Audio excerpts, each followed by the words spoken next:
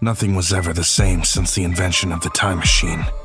Many of you have asked for this series for a while. It's essentially an avoid list review, so put those wallets away and grab a beverage, because you're about to watch me suffer. Oh no. The Last Hope, Dead Zone Survival, looks very familiar, and I think that familiarity might be the reason that it's gone all the way up to within the top 15 games sold on the Nintendo Switch digitally within the last 2 weeks. So I felt I should buy it, complete it, and then review it, so that quite frankly, some of you don't. In case you're not familiar with the publisher VG Games, well don't worry, they're the ones who are responsible for Need for Drive, World War Battle Heroes, Counter Bottle Shooter Pro, Mad Road, and who can forget the Dwarf Kingdom, Magic World of War. Dude, we have the best games. You have Call of Duty, Text of Job. You have Fortnite, we got 5th Day, we got League of Legends, we got Tournament of Failures. Yeah, it's a new title we're working on. Take 5. But The Last Hope takes the biscuit, but it shouldn't take your money. Why? Oh my goodness. Let's find out.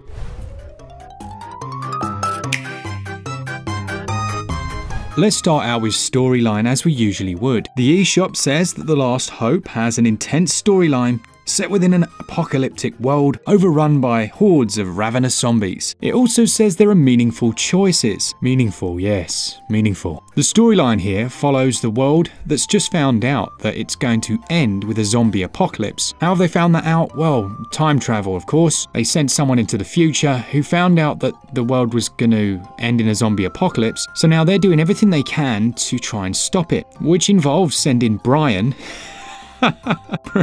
Brian, I kid you not, into the future to try and solve what's happened. Now, when he does this in the year 2024, well, Brian soon discovers Eva, who is quite familiar, and she's trapped at the back of a library. Now, normally I wouldn't tell you any more story than this, but I honestly need you to not buy this game. One of the first things that Brian says is, "Oh, just like my yet-to-come daughter," when she explains her situation. And then she turns around and says this, that she's looking for her father, who is a soldier. Now, she clearly knows her father, she's clearly lived with him for a while, and he's gone off. Then she says her father's name. You never guessed what, it's only Brian. And that's it. That's it. That is the end of the story. It happens within the first 5 minutes. Those meaningful choices, well, I think it's the choice as to whether you take the hit, realise you were conned, and give up on the game, or whether you do as I did and push through to the bitter end to make a review on it for SwitchUp.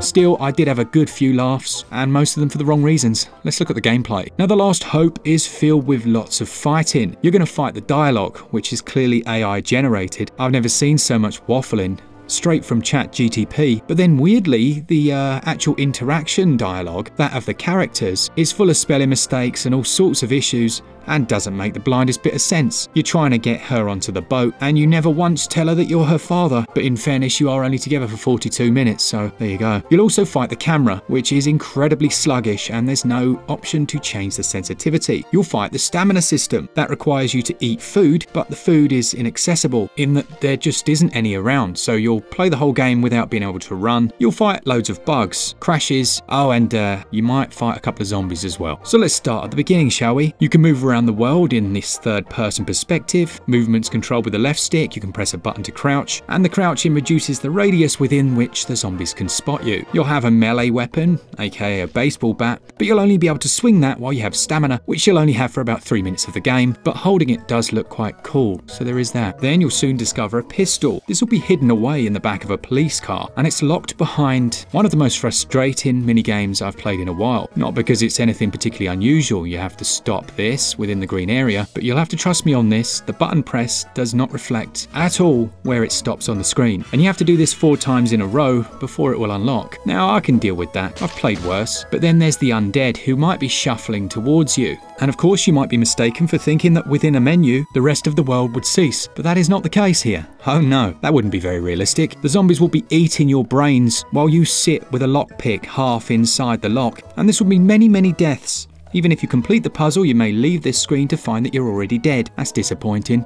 Now, objectives can be highlighted by clicking in the right stick. A very useful feature, which is never told to you, but again, this is survival, you've got to figure it out yourself, and you're soon told to go off and look for food. Now, I mentioned that food is quite scarce. Well, it kind of is scarce in terms of the things that you can pick up, but you'll notice that the supermarket shelves are absolutely rammed with food. I think this is just a case of Brian having severe allergies and it not telling you that, because he'll pass up everything else just to get his sweaty palms on some of those emergency rations, which will fill 1/4 of your bar for at least 3 swings of your baseball bat. Happy days. Now, the last hope isn't without its considerations. You'll soon have Eva along for the ride, and she'll follow you diligently until she sees a zombie, which is a problem because this is a zombie game, and she'll crouch down on the floor and just stay there. You can't have her follow you, you can't force her to, and when you can't swing your baseball bat to kill the zombies and you've got about 6 bullets left, well, I think you can see where this is going. So what ends up happening is you crouch down and creep around the world, desperate to avoid absolutely everything, and when that fails, you'll just run as fast as you can to the next exit, hoping that she hasn't died in that time. AI is essentially non-existent, and it will lead to many, many deaths. Now, the last hope doesn't just kill you, oh no, you won't find out that you have died, instead you'll find out you dead.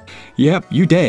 You dead a lot in this game. Either you dead or Eva dead. Now, the shooting mechanics are straightforward enough, although shooting different body parts makes no difference. It's 3 shots to the enemy's death, which takes us on to crafting. Oh yes, there's crafting in here as well, and here's how that works. You have to go into the menu. Once you pick up some crafting items, and there's actually only 1 set of crafting items in the entire game, and you only craft 1 thing, you press the Y button, and absolutely nothing happens. You then leave the menu, and a Molotov cocktail falls out of some part of you onto the floor, and in what ends up being the most exciting and exhilarating part of the entire game, you throw it and watch 3 zombies die. Let's just remember those features, shall we? Storytelling and narrative, captivating plot, immersive graphics, engaging gameplay mechanics.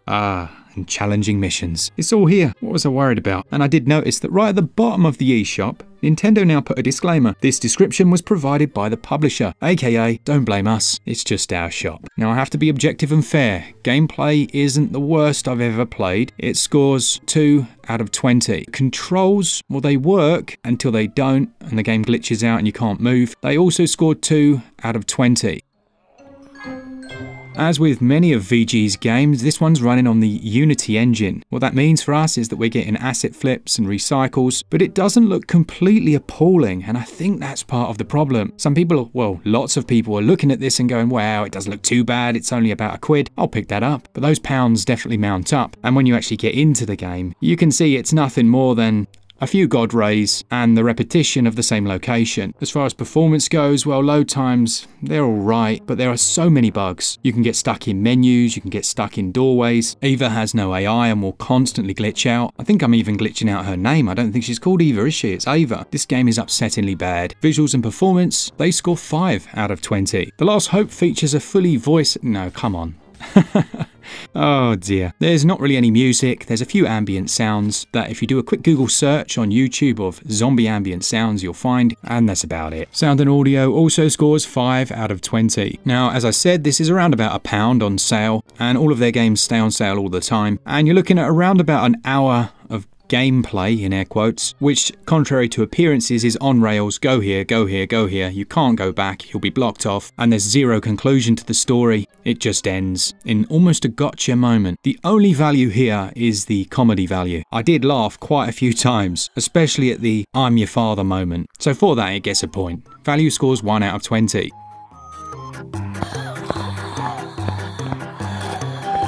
The Last Hope Dead Zone Survival represents everything that is wrong with the eShop. Not having customer reviews, allowing publishers to provide their own descriptions without checking it, and having no way of refunding your purchase. It's an unmitigated disaster and embarrassment, but it did make me laugh. It gets a SwitchUp score of 15%. I sincerely hope at least one of you now doesn't buy this game. Let me know what you thought of this slightly new series. If you remember the avoid list in our sales games, this is almost like an avoid list review. A thanks to our Patreons and our members and all of you that enjoy the content, and as always, for all things Switch, all the time, keep it Switch up. Cheers guys, see ya!